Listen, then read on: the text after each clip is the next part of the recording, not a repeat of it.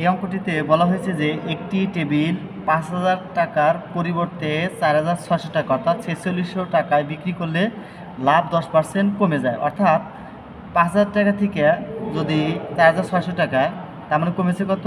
৪০০ টাকা। এই ৪০০ টাকা কমার কারণে 10% লাভ কমে যায়। টেবিলের ক্রয় মূল্য কত? তাহলে আমরা লিখতে পারি যে কি 10% সমান কত টাকা কমছে? যেহেতু 10% কমছে আর এখানে টাকা কমছে কত? ৫,০০০ থেকে আমরা ৪,৬০০ টাকা বিয়োগ করে দেবো। ৫,০০০ মাইনাস ৪,৬০০ এত বা 10% সমান কত? ৪০০ টাকা। ৫,০০০ থেকে যদি আমরা ৪,৬০০ টাকা বিয়োগ করে দিই তাহলে আমরা পেয়ে যাবো ৪০০ টাকা। 10% কমছে ৪০০ টাকা, তাহলে 100% কত কমবে? উভয় পক্ষকে আমরা যদি 10 দিয়ে গুণ করি, 10 10 100, আর 400 যদি 10 দিয়ে গুণ করি তাহলে আসবে কত? 4,০০০ টাকা। অর্থাৎ 100% তাহলে যদি কমে তাহলে আসবে কত? 4,০০০ টাকা। টেবিলটার ক্রয় মূল্য আসবে